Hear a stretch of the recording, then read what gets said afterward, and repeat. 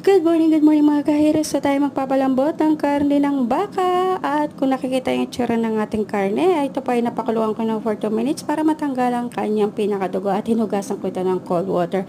And then we will bring to boil again hanggang sa lumambot yung ating karne ng baka. So maglalagay muna tayo ng 1/2 cup of soy sauce. Meron din tayo nilagay na bay leaf. At meron din tayong garlic and red onion and black pepper. Mag-a-additional din ako ng 1 tablespoon of lemon juice at meron tayong lalagay din ng 1,000 ml of water. So, we'll bring to boil hanggang sa lumambot yung karne natin ng baka. At kailangan medium fire lang tayo para hindi maubos yung pinaka-sauce niya mga kahiras dahil ang recipe natin for tonight ay beef mechado. So may teknik ako dyan para makatipid din tayo sa ating gas at mabilis mapalambot ang ating karne. Ito ay tinatawag kong paglalagay ng magic tinidor. So yan po ang teknik ko para mapabilis ang paglambot ng mga karne ating pinapalambot.